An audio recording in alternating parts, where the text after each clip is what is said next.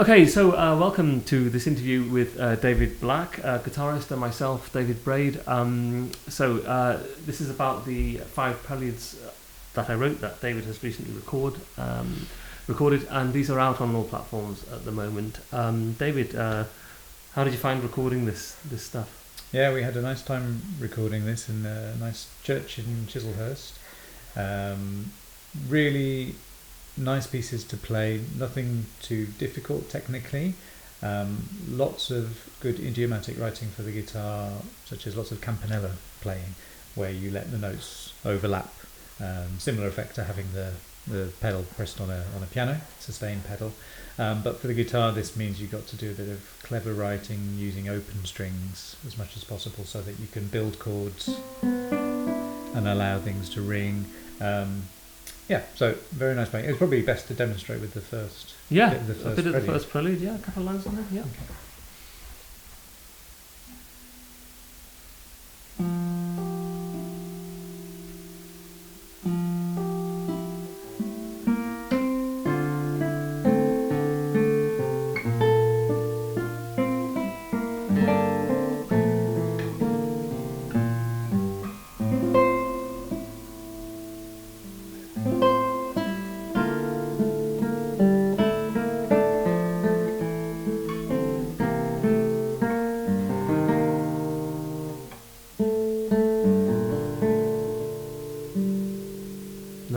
Nice.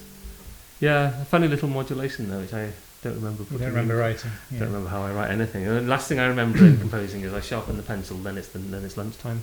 Mm-hmm. Yeah, probably better that way. Yeah, you are quite prolific with your writing. Yeah, I get through a lot of pencils. Yeah.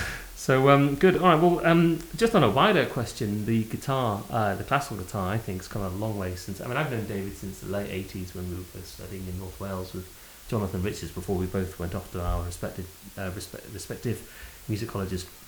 And I think at the time there wasn't a lot of us. I think there was like 6 in my college, and probably something similar up in Scotland, I would have thought. Yeah, not many. When I was in Glasgow, I'm in department of maybe 10. Okay, yeah. And I don't know if all of those would have gone on to do guitar. Well, one of ours became a lute player, another became a conductor, I became a composer, and I think there's like 2 left still playing the instrument. Yeah. Now, there's hundreds of them. It does seem to be the current crop of young guitarists. And they're fantastic. And that technically has come on amazingly over the last 10 years or so. 15 years. And they also play rock guitar and jazz and things like that. There isn't that sort of divide anymore. Yeah. You know, it's quite healthy. I think that's a good thing. I always played both. Yeah, you played electric and things. Yeah, played in bands. So I don't know whether it's depends how you come to the classical guitar, because I came probably via listening to folk, country, rock that way, and then ended up doing, because I was good at that, I then got onto classical. Because you fall in love with the music, don't you? Once you hear classical, you think, and then it's quite hard to go back, really. And that's one of the reasons why it's such a popular instrument as well. So it makes sense that you'd have this crop of people now that... it does, doesn't it? Because so many people play it in schools, and where I teach, it's always such a popular instrument. Yeah. Someone told me recently there's a 5-to-1 ratio of guitars to human beings on this planet, which is extraordinary. Makes sense, yeah. You know, that's probably a world record for the solar system, if not the galaxy. But certainly the most popular instrument in history. The other thing I would like to say, by the way, about the current group of guitarists I've seen coming out of the various colleges in the last 2 years, a lot of them, probably most of them, in fact, write music too. Mm-hmm. And it's what they're doing is quite good. It's quite natural. It's music written with your hands there doing it, so you get instant feedback, don't you? Yeah. So you don't get this kind of mad experimental stuff which they don't have to take responsibility for.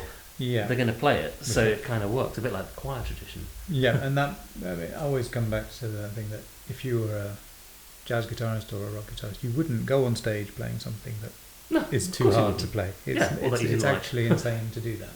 Yeah. So it needs to be things that you can manage physically and you can be expressive with. Yeah. And I've played a lot of music. It isn't that, of course. Yeah. And in some ways, then you're pushing yourself to play things that are hard or whatever. Yeah. But at my ripe old age of whatever, I'm 47. I don't think people want to go and hear you do that. Of course they don't. No, of course they don't. It was interesting for me as a performer and developed my skills. But now it's nice just to play things that but sing and sound. Yeah, and I think it's quite natural. I think the classical world is probably the only genre of all where people play music that they don't like. Well, yeah. It's really odd. I can't imagine the flamenco guys doing that. There's enough repertoire Yeah. as well. There's enough repertoire to find Yeah. things that you really want to commit to playing. As well. Yeah, that's the other thing, isn't it? There's a lot of music now as well. Yeah. Good quality stuff. Good. Yeah. So, do you want to play a little bit more? Do you want to do Mhm. a second prelude or Let's do something the like that? second. And see if we can go on to a bit of music. Yeah.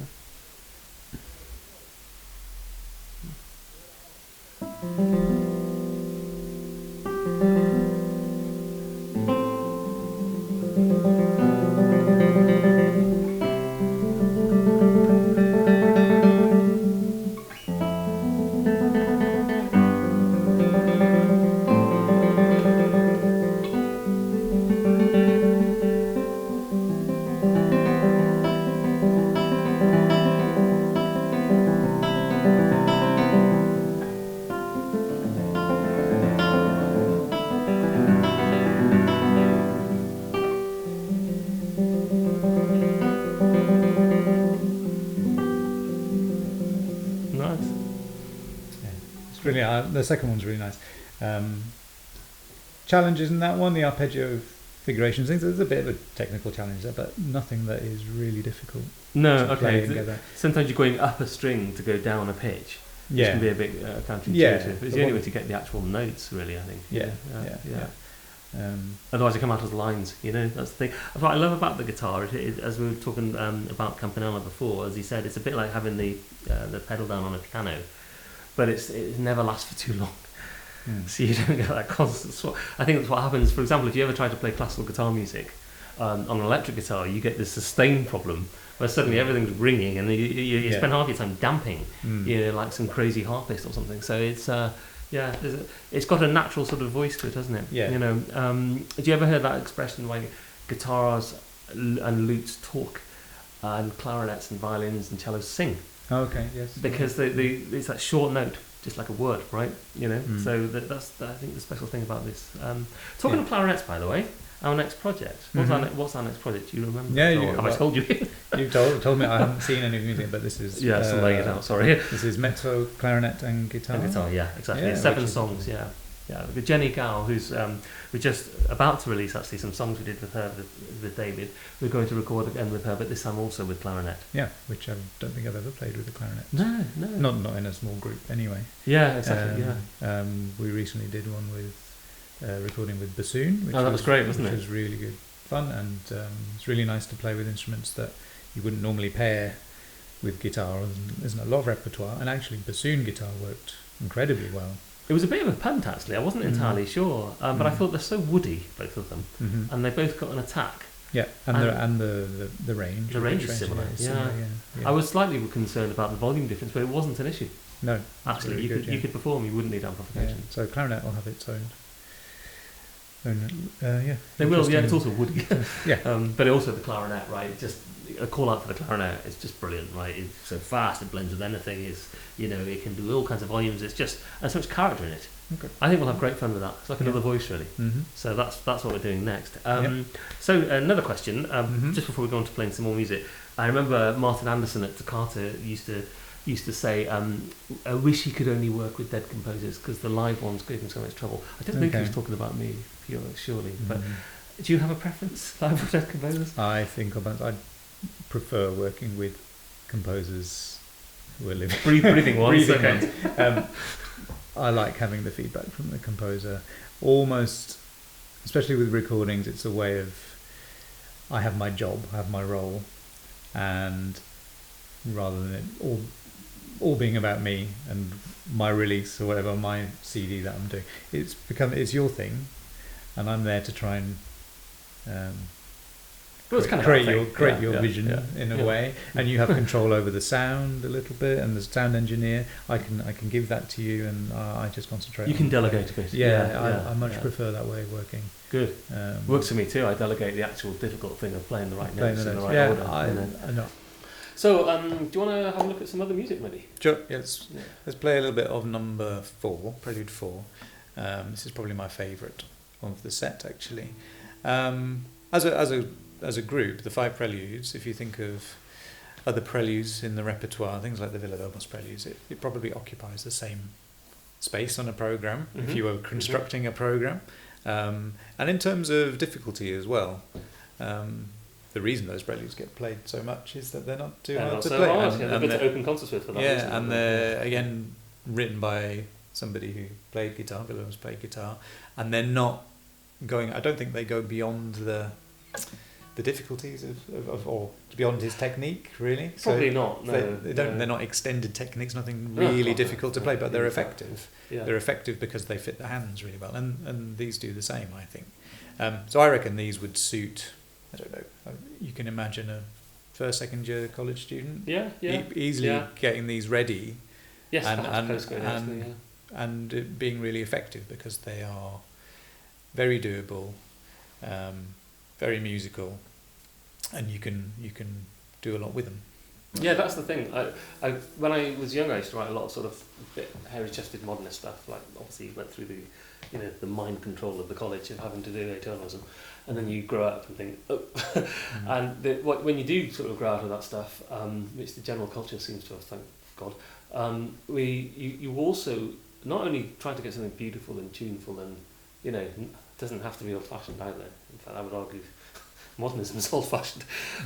But it's more the fact that you don't fill every millimetre of the paper with notes, and there is music, and there's space between the notes, rather, in the music for the performer to be alive and do something with it. You don't have a character. Yeah, and of all the music of yours I've played, you don't add that much on the score. No, there's not even any dynamics. There's no dynamics, really, to speak very of. rarely, yeah. Occasional staccato note, which is something that kind of thing, or a spread chord, but it feels very open to the performer to interpret. Yeah, I think I read somewhere about, I think it was, I can't remember if it was Bach or Mozart, it's probably two, but they were referred to as being very robust, which means you can play them in a million different ways and it still works. And I thought that's a good thing to aim for. Yeah, well, that's robustness, so you can then enjoy being a player and not have me on your back. That's the mark of a good song as well, isn't it? If you can cover a good song and it's the song that is there. Very true, very true, yeah. Okay, so we're bit of number 4.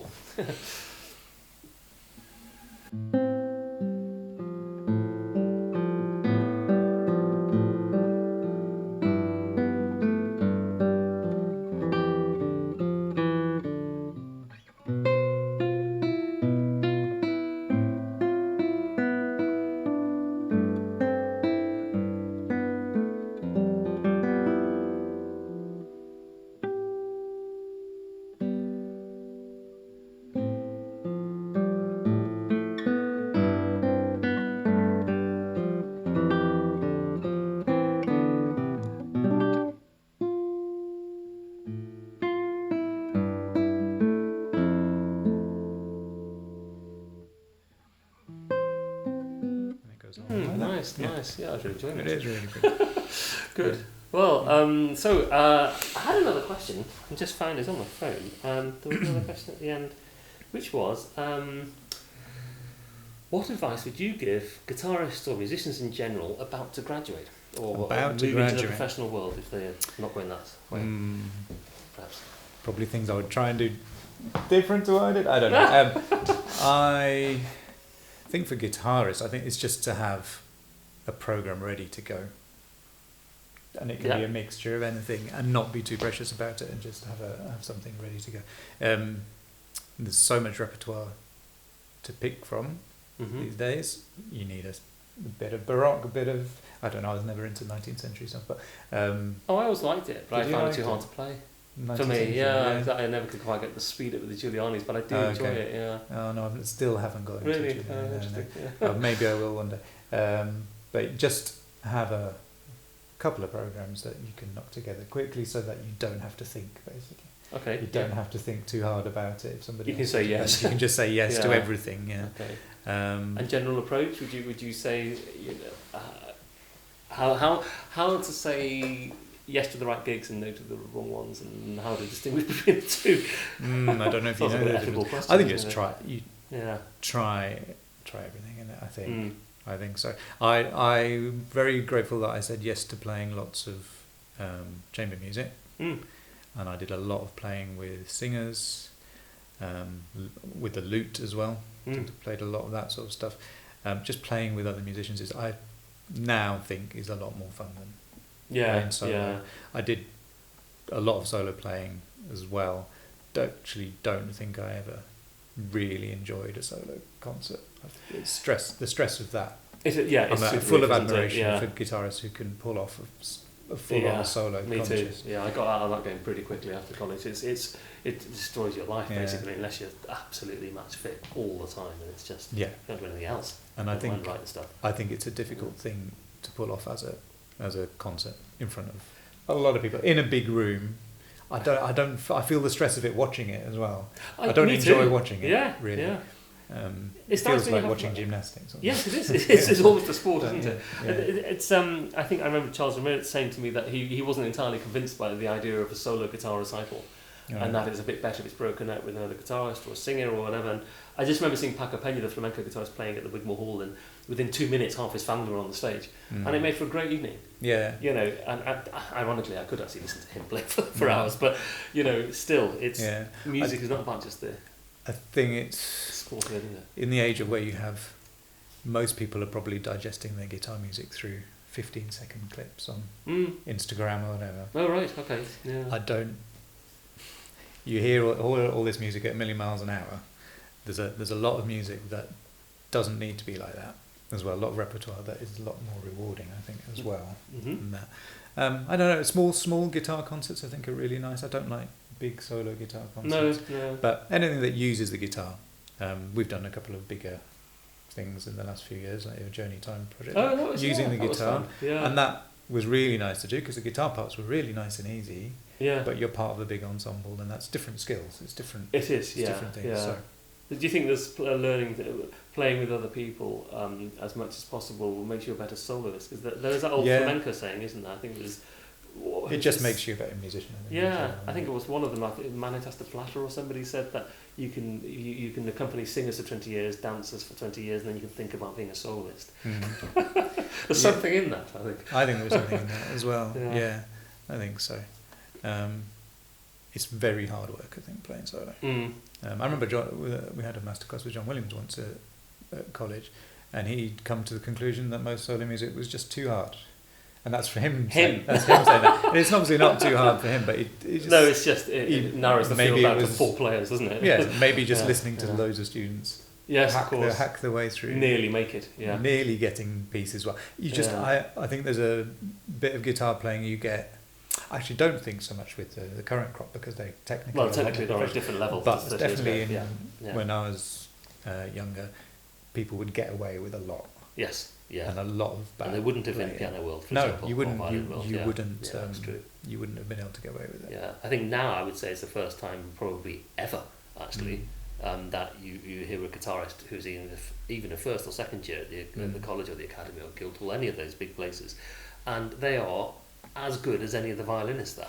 Yeah. That certainly wasn't the case when I was a student. Yeah, the level is very high. Yeah, so which is great. So I don't know what the reason is. It probably is just simply, education.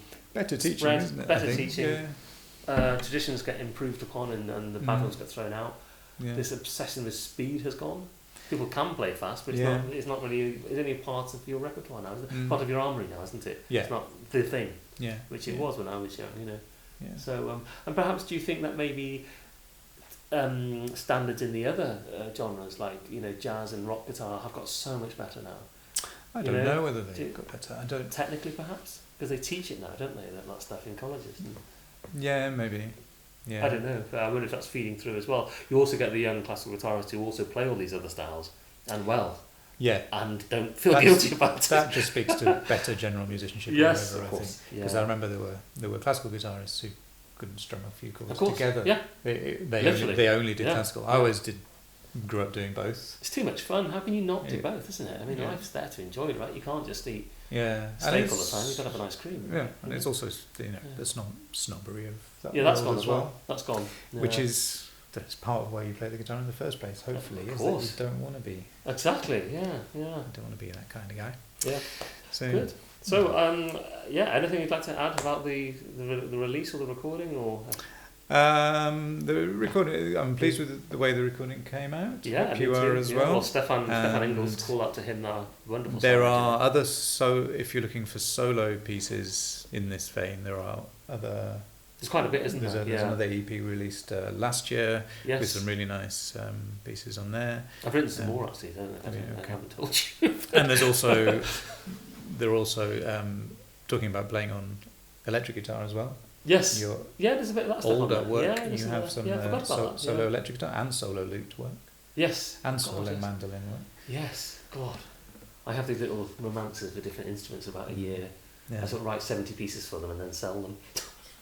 I'm going to stop.